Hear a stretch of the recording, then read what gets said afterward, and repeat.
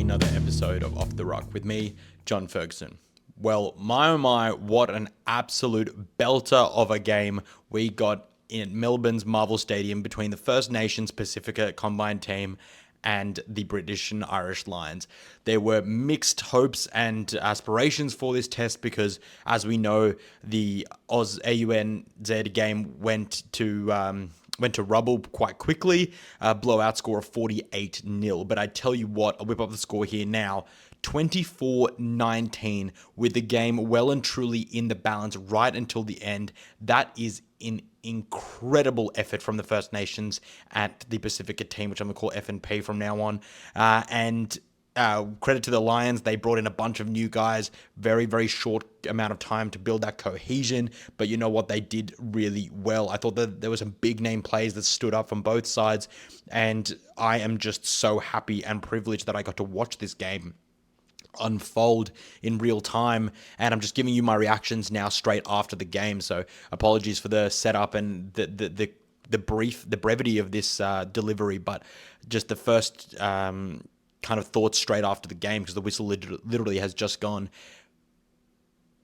Lukan Salakai-Loto, Joe Schmidt, wherever you are, whatever you're doing, get on the phone, call him right now, because he has absolutely put the Lions through their paces and belted them every single time he's been on the field. And this time, it was an 80-minute effort from Lukan Salakai-Loto, and he was just absolutely ginormous. He was colossal for the First Nations and Pacifica side.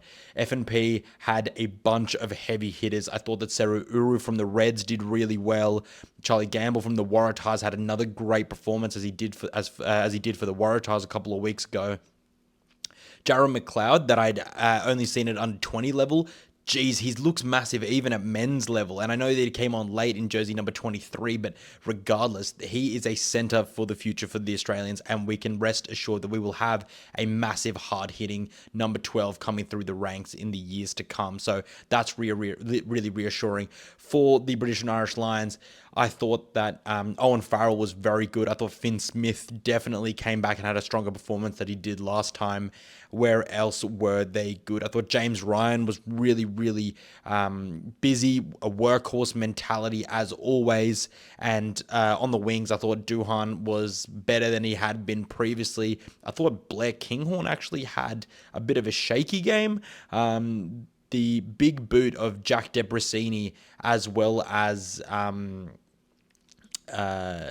Muirhead and Kurtley Beale, really kept the FNP in this game, and tactically were just able to pin the Lions back, unlike they've had done to them from any other side. And I think that's just to credit the experience, the size of the boot, especially from Debrasini, and obviously also the explosivity and the speed of this FNP side.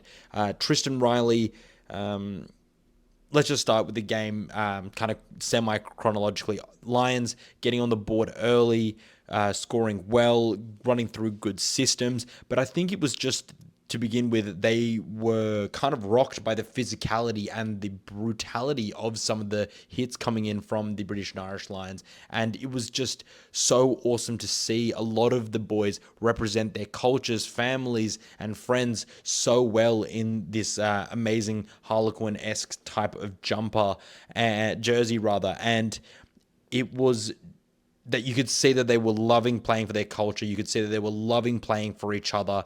And I think they were steered around the park really well by Kurtley Beale and Kalani Thomas at the base. He had some great exits, really brought some speed into the game, but also what was something that was really interesting that they managed to do, which the Wallabies struggle with, was controlling that tempo. Kalani Thomas very happy to hold the ball at the base and then to be able to tell his forward runners and his pod runners to get into shape. And that really allowed players like Taniela Tupou to get into the game. He carried well. He put a lot of effort in chasing kickers, chasing kicks, rushing up into the line. And that was clearly part of the First Nations and Pacifica side's mentality. They needed to have one or two rushes in every single defensive line to be able to put pressure on the British and Irish Lions and try to get at their ball players. Up front, I thought that Richie Asiata really worked hard Talion Tupou, the same. I think he did quite well at scrum time, managed to hold Pierre Schoeman quite well there. On the other side, Linton Yelly from the Brumbies, I think he did a good job. Not quite as good as Asiata and Tupou, but he was definitely working hard to keep the scrum straight and be able to push through that. In the back row, Darcy Swain and Lukan Salakai-Loto. What absolute menaces to have in the second row. That was absolutely clutch from them. I cannot believe how they have been left out of the Wallabies squad, because they are elite line-out performance. We can see that the Wallabies struggled at the weekend to be able to get their line-out firing. This team has only been together for 1 week, and they managed to get a lot going together, and that was really, really evident. And that really frustrated the British and Irish Lions. I thought Jamie George, speaking of the British and Irish Lions, I thought that Jamie George really came back into the side, having to come from outside as injury cover coming in. And I thought that he had a tremendous game. He got an intercept. I know it's not very often that forwards get, or front rowers for that matter, get an intercept, but really, really well played. I thought he was working hard. Thought he did well at the line out for the most part, and he is such a clear and obvious, experienced head in and amongst the entire group, and he's an invaluable player for the Lions to have. So, really good to have him brought into the squad. I thought he added a lot. Elsewhere, Henry Pollock continues to go from strength to strength at quasi-test level.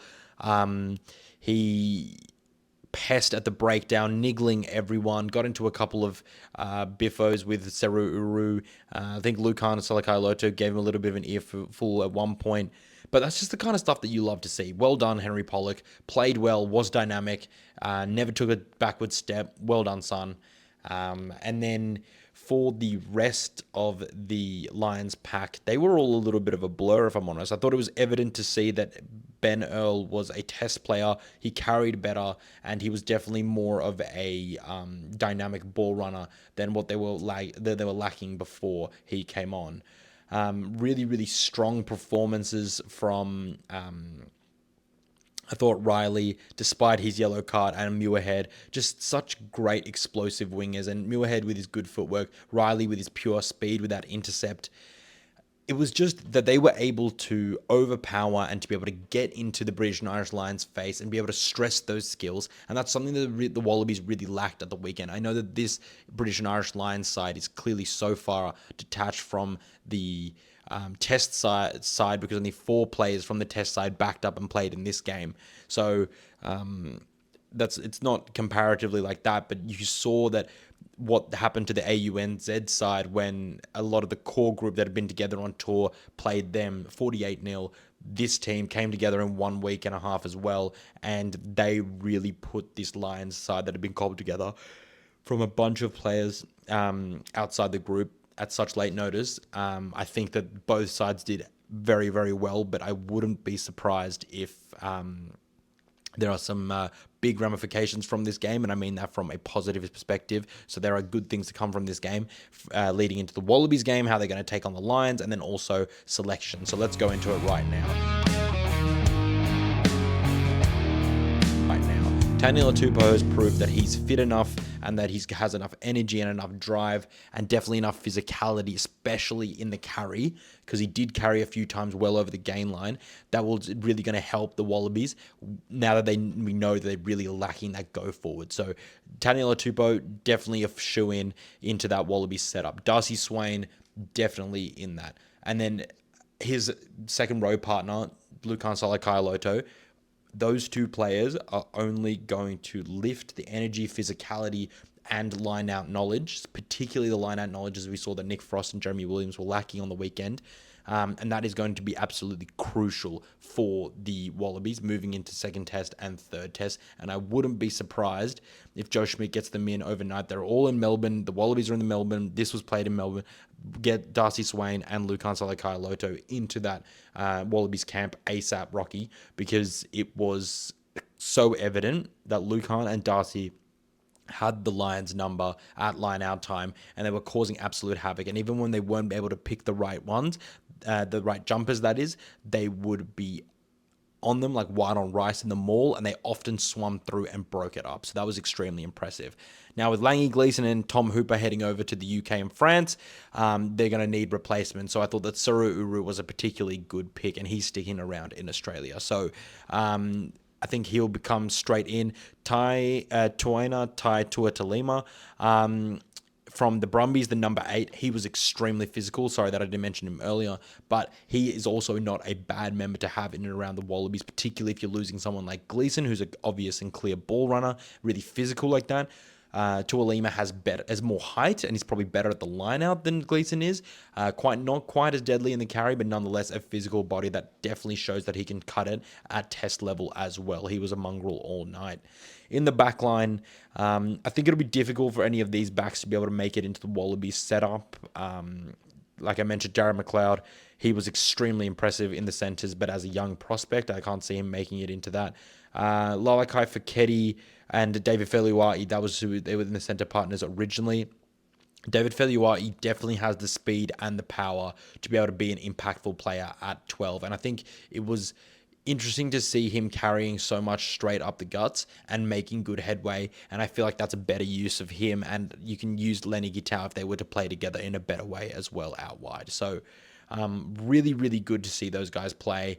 And then elsewhere, obviously, Curtly Beale, we have to tip the hat to a man who was a proud First Nations Indigenous person and who got to rep his culture on his sleeve and on his heart on his sleeve as well, and really, really stoked for him to be able to do that.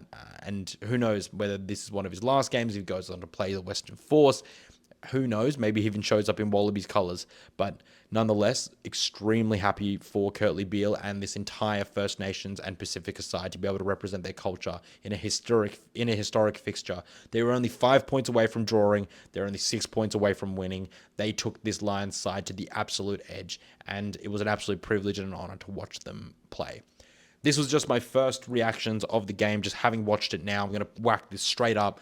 Fingers crossed you guys enjoyed it as much as I did, and I hope that all of you guys enjoy your rugby and leading into the British and Irish Lions versus the Wallabies second test, because I will be releasing a analysis video coming out either Thursday Australian time, which is maybe Thursday morning, UK Wednesday night. We'll see.